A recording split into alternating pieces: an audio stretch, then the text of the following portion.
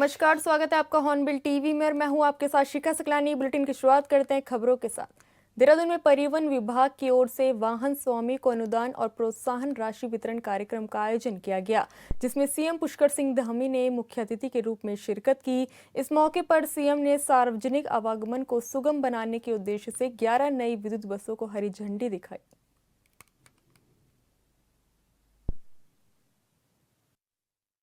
सबसे बड़ा मॉडल कोई है तो हमारा राज्य है, और हमने पूरे भारत के अंदर सबसे पहले जीईपी लागू करने का भी काम किया है, ग्रॉस इन्वायरमेंट प्रोडक्ट, कि हम विकास कितना कर रहे हैं और विकास के लिए हम क्या कॉस्ट पे कर रहे हैं, पर्यावरण के क्षेत्र में हम क्या कर रहे हैं, ये हमने इसकी शुरुआत की है। देश और दुनिया में करोड़ों लोग यहाँ शांति प्राप्त करने आते हैं, इसलिए इस पवित्र भूमि में पर्यावरण और यहाँ की आबो हवा इसको सुरक्षित रखना हम सभी का परम कर्तव्य है। हमारा ये दृढ़ विश्वास है कि विकास और पर्यावरण ये एक दूसरे के परस्पर विरोधी नहीं है, बल्कि ये एक दूसरे के पूरक हैं, ये साथ साथ चलने चाहिए। हम पर्यावरण की कीमत पर विकास नहीं चाहते, कि ऐसा विकास नहीं चाहते जिससे कि हमारा पर्यावरण पूरी तरह से प्रदूषित हो जाए, बल्कि पर्यावरण को सशक्त बनाते हुए प्रगति के पथ पर आगे बढ़ना चाहते हैं, विकास के रास्ते पर आगे जाना चाहते हैं। इसी सोच के साथ हमारी सरकार ने उत्तराखंड स्वच्छ गतिशीलता परिवर्तन नीति 2024 लागू की है, और इस नीति का उद्देश्य कि शहरी क्षेत्रों में सार्वजनिक परिवहन को अधिक प्रभावी, आधुनिक बनाना, पुराने जो डीजल चलित वाहनों से होने वाले प्रदूषण को कम करना, सीएनजी एवं अन्य स्वच्छ ईंधन आधारित परिवहन व्यवस्था को प्रोत्साहित करना।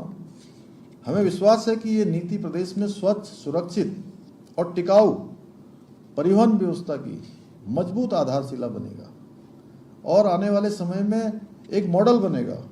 आज हम बहुत सारे क्षेत्रों में, आप सब बहुत जागरूक हैं, सभी जानते हैं, आज भारत के अगर विभिन्न सेक्टरों की बात होती है तो मुझे लगता है कि मैक्सिमम सेक्टरों में आज हमारा नाम या तो पहले नंबर पर होता है, दूसरे पर होता है, या अग्रणी जो राज्य होंगे उन राज्यों में हमारा नाम आता है। तो इस क्षेत्र में भी हमारा पूरे देश के लिए एक मॉडल बने, ऐसा हम सबको संकल्प लेना होगा, ऐसा काम करना होगा। और ये जो स्वच्छ और सुरक्षित टिकाऊ परिवहन व्यवस्था इस नीति के माध्यम से निश्चित रूप से हमारा राज्य बनेगा, एक अच्छा संदेश जाएगा। इसी क्रम में हमारी सरकार ने देहरादून, हरिद्वार, हल्द्वानी जैसे प्रमुख शहरों में इलेक्ट्रिक बसों के संचालन का भी निरंतर विस्तार करने की योजना है, निरंतर विस्तार हम कर रहे हैं। साथ ही प्रदेश भर में ईवी चार्जिंग स्टेशन स्थापित किए जा रहे हैं, ताकि ईंधन आधारित वाहनों को उपयोग को और आवश्यक आधारभूत सुविधाएं लोगों को उपलब्ध कराई जा सके। इसके अतिरिक्त शहरी क्षेत्रों में रोपवे तथा आधुनिक अर्बन ट्रांसपोर्ट सिस्टम के विकास पर भी तेजी से कार्य किया जा रहा है, और इन प्रयासों से न केवल यातायात व्यवस्था और अधिक सुगम हो रही है और सुरक्षित हो रही है, बल्कि संवेदनशील पर्वतीय क्षेत्रों में जो वाहनों का दबाव है वो कम होने के साथ साथ प्रदूषण में भी आज उल्लेखनीय रूप से कमी आ रही है, और निकट भविष्य में जब हम इसको बढ़ाएंगे तो और कमी आएगी। साथियों, हम केवल परिवहन व्यवस्था को आधुनिक ही नहीं बना रहे हैं, बल्कि पूरे उत्तराखंड को हरित विकास के एक नए मॉडल के रूप में विकसित करने की दिशा में भी काम कर रहे हैं। इसके लिए प्रदेश में पीएम सूर्य घर योजना के अंतर्गत रूफटॉप सोलर संयंत्रों की स्थापना को तेजी से बढ़ावा दिया जा रहा है। हमारे लिए गर्व का विषय है कि 40,000 रूफटॉप सोलर संयंत्रों का अपना प्रारंभिक लक्ष्य निर्धारित समय से पहले ही पूरा कर लिया गया है। इतना ही नहीं, निर्धारित कुल लक्ष्य का लगभग 95% कार्य भी पूरा हो चुका है। हमारा लक्ष्य है उत्तराखंड स्वच्छ ऊर्जा, हरित परिवहन और सतत विकास के क्षेत्र में देश के अग्रणी राज्यों में अपनी पहचान स्थापित करे, एक मॉडल हमारा बने। साथियों, आज जिन 6 वाहन स्वामियों को प्रोत्साहन राशि प्रदान की जा रही है, वो केवल इस योजना के लाभार्थी नहीं है, मैं आप सबसे कहना चाहता हूँ, बल्कि वो उत्तराखंड में हरित परिवहन क्रांति के हमारे अग्रदूत हैं, ध्वजवाहक हैं। आप से शुरुआत हुई है और ये क्रम हमारा तेजी से आगे बढ़ेगा। मुझे पूरा विश्वास है आपके इस प्रयास से अन्य वाहन संचालक भी प्रेरित होंगे और स्वच्छ ईंधन आधारित वाहनों को अपनाने के लिए वो आगे आएंगे, इस दिशा में अपना योगदान देंगे। साथियों, जन भागीदारी के बिना कोई भी परिवर्तन स्थायी नहीं होता है। सरकार कितना भी काम कर ले, यदि सभी लोगों का उसमें सम्मिलन नहीं होगा तो उसमें न्यूनता रह जाती है। जब तक स्टेक होल्डर्स आगे नहीं आते हैं तब तक कोई भी योजना हमारी विस्तार नहीं लेती है। इसलिए मेरा हमेशा प्रयास रहता है, चाहे हम कोई योजना करते हैं, कोई निर्णय करते हैं, कोई परियोजना बनाते हैं या कोई मेला करते हैं, बड़ा चार धाम होता है हमारा, अभी कांवड़ यात्रा हो रही है, कुंभ यात्रा हो रही है, अनेक धार्मिक यात्राएं हो रही हैं, उन सब में हम स्टेक होल्डर कंसल्टेशन करते हैं, उनसे बातचीत करते हैं, उनके सुझाव जो भी आते हैं उन सुझावों पर काम करते हैं। क्योंकि मेरा हमेशा मानना है कि जो लोग स्टेक होल्डर्स हैं वो भी सब सरकार के हैं, जनता के हैं, और सरकार भी उन्हीं स्टेक होल्डर्स की है, उसी जनता की है। इसलिए आपस में अच्छा तालमेल होना चाहिए, अच्छा कंसल्टेशन होना चाहिए, इस आधार पर काम होना चाहिए। आइए हम सब मिलकर ऐसे उत्तराखंड बनाने का विकल्प रही संकल्प लें, जहां स्वच्छ हवा हो, स्वच्छ परिवहन हो और विकास प्रकृति के साथ कदम से कदम मिलाकर आगे बढ़े। इन्हीं शब्दों के साथ मैं अनुदान प्राप्त करने वाले सभी लाभार्थियों को पुनः हार्दिक बधाई देते हुए अपनी बात समाप्त करता हूं। धन्यवाद। देहरादून में लगातार हो रही भारी बारिश के बीच नंदा की चौकी के पास पुल क्षतिग्रस्त होने की सूचना से हड़कंप मच गया। प्रेमनगर पुलिस और प्रशासन की टीम तत्काल मौके पर पहुंची और स्थिति का जायजा लिया। जांच में सामने आया कि पुल पूरी तरह सुरक्षित है, जबकि तेज बारिश के चलते पुल से जुड़ी अप्रोच रोड के नीचे की मिट्टी बह जाने से मार्ग क्षतिग्रस्त हुआ है। इसके बाद संबंधित विभाग ने मौके पर मरम्मत और बहाली का कार्य युद्ध स्तर पर शुरू कर दिया। प्रशासन का कहना है कि जल्द से जल्द अप्रोच रोड को दुरुस्त कर यातायात सुचारू कराया जाएगा। वहीं भारी बारिश को देखते हुए पुलिस और प्रशासन लगातार संवेदनशील क्षेत्रों पर नजर बनाए हुए है। लोगों से भी अपील की गई है कि अफवाहों पर ध्यान न दें और बारिश के दौरान अनावश्यक यात्रा से बचें।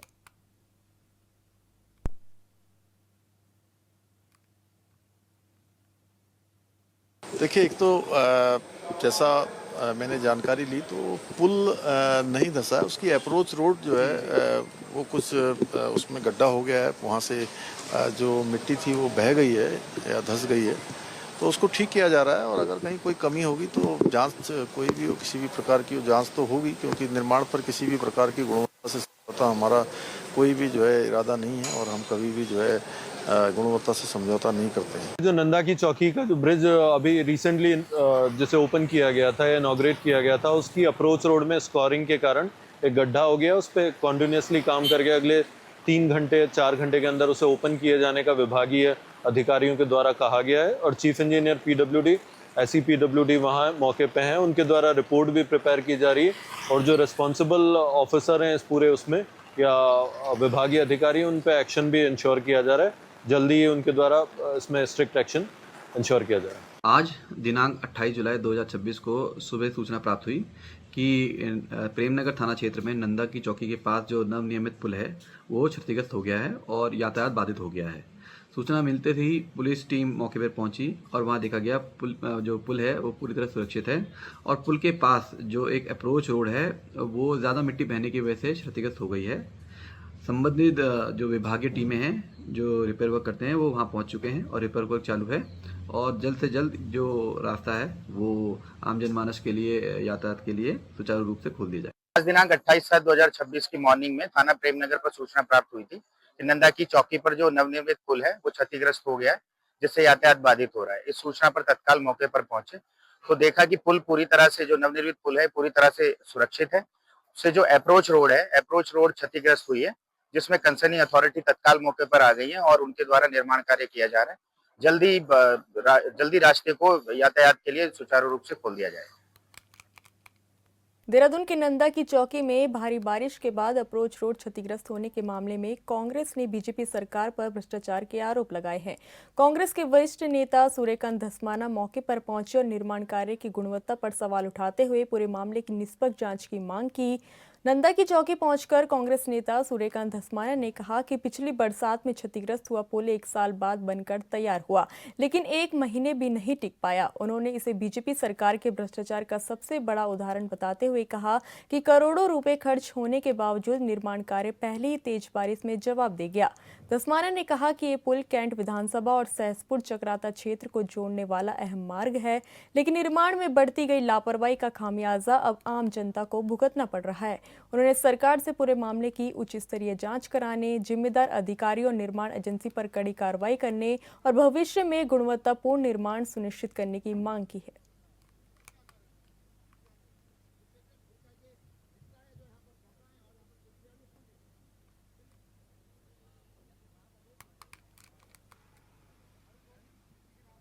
करोड़ों रुपया खर्च करके जिस प्रकार से साल बाद तो ये पुल बना।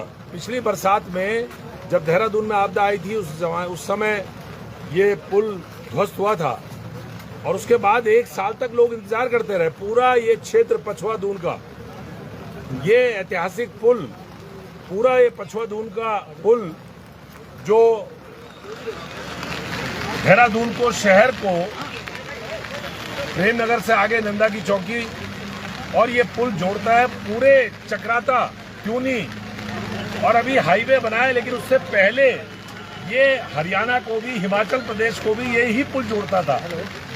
ये पुल 1 साल पहले टूट गया था और 1 साल पहले टूटा हुआ ये पुल लोग इंतजार करते रहे। लोग गड्ढों से होते हुए जो वैकल्पिक एक मार्ग बनाया था, हमने अनेक बार जिला प्रशासन को, जिलाधिकारी को, राज्य की सरकार को, मुख्यमंत्री को, पीडब्ल्यूडी के मंत्री को इसके बारे में कहा कि आप इस पुल को बनाएं। पूरा पछुआ दून कटा हुआ है। देहरादून के नंदा की चौकी में करीब 16 करोड़ रुपए की लागत से बना पुल पहली बरसात में क्षतिग्रस्त होने को लेकर विवादों में आ गया।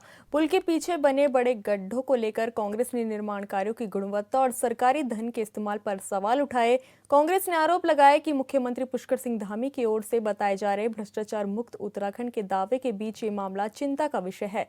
पार्टी ने कहा कि जनता के पैसे से बने निर्माण कार्य अगली पहली ही बारिश में खराब हो जाए तो इसकी जिम्मेदारी तय होनी चाहिए।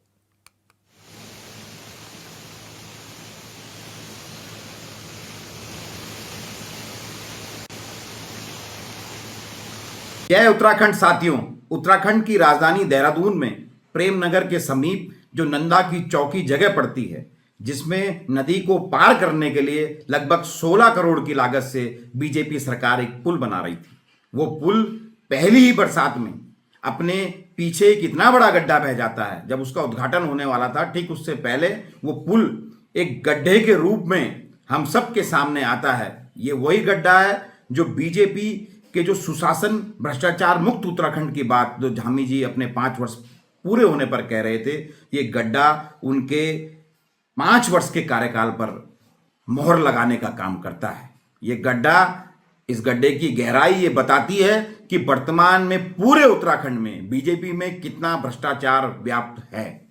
साथियों, ये पहली बरसात थी, इसलिए पहला गड्ढा आपके सामने आया है। अब देखिए, न जाने इस पूरी बरसात में बीजेपी के कितने गड्ढे आपके सामने आते हैं।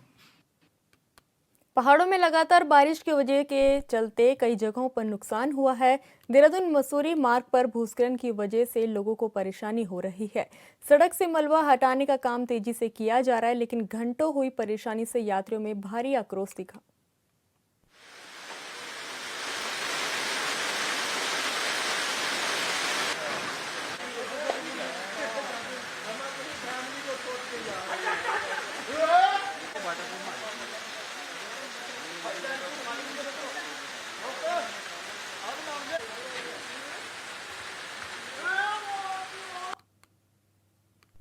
उत्तराखंड के पहाड़ों में बारिश के बाद भूस्खलन की घटनाएं बढ़ जाती है। एक तरफ जहां देहरादून मसूरी मार्ग पर भूस्खलन हुआ तो दूसरी तरफ देहरादून से मालदेवता जाने वाली सड़क पर मलबा आ गया, जिससे लोगों को परेशानी हुई है। हालांकि सड़क मार्ग को खोलने का काम युद्ध स्तर पर जारी है।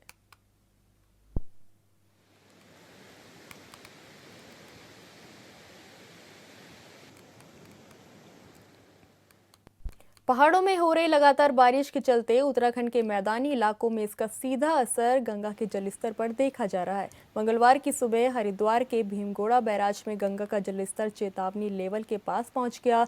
इस समय गंगा 292.70 मीटर पर बह रही है, जो चेतावनी लेवल से कुछ ही नीचे है, जबकि 294 मीटर गंगा के खतरे का निशान है। सिंचाई विभाग के अधिकारियों ने कहा कि इस समय गंगा चेतावनी लेवल से नीचे बह रही है। लगातार हो रही बारिश और श्रीनगर से छोड़े गए जल के चलते जलस्तर के बढ़ने की संभावना है।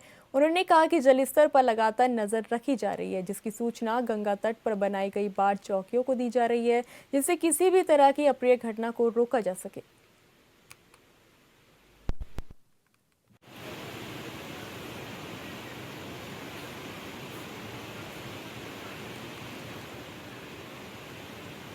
देहरादून महायोजना 2041 को लेकर आम जनता को एक और मौका दिया गया है। अब 28 जुलाई से 4 अगस्त तक रोजाना सुबह 11 बजे से दोपहर 2 बजे तक एमडीडीए कार्यालय ट्रांसपोर्ट नगर में विशेष जन सुनवाई आयोजित होगी, जहां नागरिक अपने सुझाव और आपत्तियां दर्ज करा सकते हैं। इससे पहले 6 से 21 जुलाई तक सेक्टर वार जन सुनवाई हो चुकी है, लेकिन जो लोग अपनी बात नहीं रख पाए थे उनके लिए अतिरिक्त अवसर दिया गया है।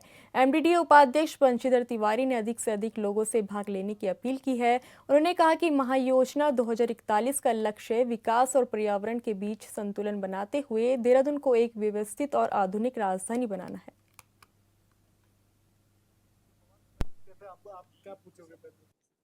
तो हम लोगों ने मास्टर प्लान 2041 प्रिपेयर किया था। उसका जो ड्राफ्ट मास्टर प्लान था उस पर पब्लिक के सुझाव मांगे गए और उस पर क्या सुझाव और आपत्तियां नहीं थी। उसी की हम लोगों ने फिर सेक्टर वाइज सुनवाई की कि अगर कोई छूटा है या अपनी बात रखना चाहता है तो उनको मौका देते। तो हर सेक्टर में हमने तिथि और समय और जगह तीनों निर्धारित किया और जाकर के वहाँ स्वयं लोगों से मिले और बहुत अच्छे सुझाव आ रहे हैं। खास करके जो देहरादून क्षेत्र में है उसमें हरित क्षेत्र बढ़ाने का, नदियों के किनारे निर्माण को रोकने या नो कंस्ट्रक्शन जोन करने के लिए कहीं कहीं मास्टर प्लान की रोड है जो आबादी को बचे के लिए, उसके संबंध में लोगों का सुझाव और आपत्ति को हटाया जाए, क्योंकि संभव नहीं है सड़क बनना। इस तरह की कई मास्टर प्लान सुझाव है, कहीं एसटीपी लगाने के लिए, कहीं बिजली का सब स्टेशन बनाने के लिए। तो हम सारे विभागों की बैठक कर रहे हैं और विभाग की जिस विभाग की जहाँ जरूरत थी उसको हम लोग मास्टर प्लान में आरक्षित करेंगे। स्वतंत्रता दिवस के मद्देनजर बीजेपी ने प्रदेश भर में तिरंगा यात्रा निकालने की तैयारी तेज कर दी है। पार्टी के प्रदेश मीडिया प्रभारी मनवीर सिंह चौहान ने कहा कि प्रधानमंत्री मोदी के नेतृत्व में युवाओं में राष्ट्रभक्ति की भावना और संवैधानिक दायित्वों के प्रति जागरूकता बढ़ाने के उद्देश्य से लगातार तिरंगा यात्रा का आयोजन किया जा रहा है। इसी क्रम में इस साल भी उत्तराखंड के सभी मंडलों में तिरंगा यात्रा निकाली जाएगी। इसके लिए प्रदेश, जिला और मंडल स्तर पर समितियों का गठन कर दिया गया है। पार्टी की योजना है कि हर घर और हर प्रतिष्ठान पर तिरंगा फहराया जाए, ताकि राष्ट्रभक्ति का संदेश जन जन तक पहुंचे और अधिक से अधिक लोगों की भागीदारी सुनिश्चित हो सके।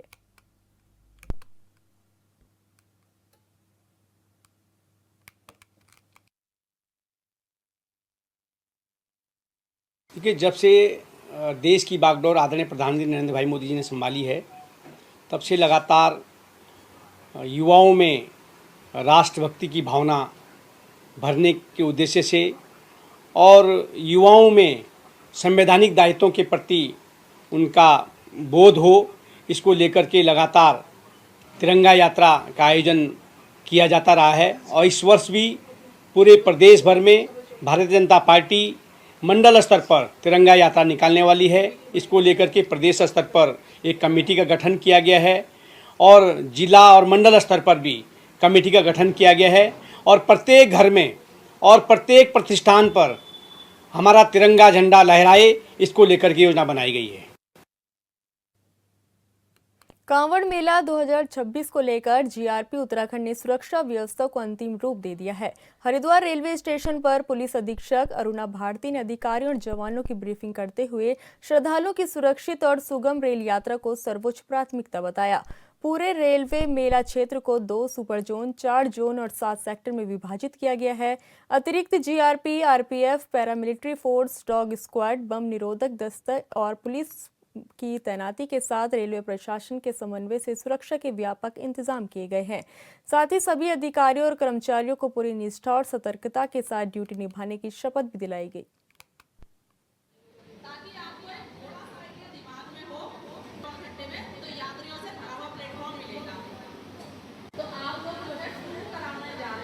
देखिए, अभी श्रावण मास में दिनांक 29 से शुरू होने वाली कांवड़ यात्रा जो कि 11 तक चलेगी, उसके लिए जीआरपी को अलग से पुलिस बल भी आवंटित हुआ है। हमने इस बार पूरा मेला क्षेत्र को 4 जोन और 7 सेक्टरों में डिवाइड किया है, जिसमें कि उपलब्ध हमारा पुलिस बल के अलावा जो मिला है उसको हमने बांटा है। और हम लोगों ने इसी मार्फत कल 27 तारीख को सभी फोर्स की ब्रीफिंग भी कर ली है, उनको समस्त निर्देश दे दिए हैं। हमें जो उपलब्ध पुलिस बल है वो लगभग 200 के आसपास पुलिस के सभी जवान, अधिकारी, कर्मचारी मिलाकर हैं। सीआरपीएफ भी हमें मिली है, हमारे पास क्यूआरटी टीम भी है। एटीएस के लिए अभी हमने रिक्वेस्ट किया है। इसके अलावा हमारे पास इक्विपमेंट्स में एचएचएमडी, डीएफएम। फिलहाल इस बुलेटिन में इतना ही। आप देखते रहिए हॉर्नबिल टीवी। नमस्कार।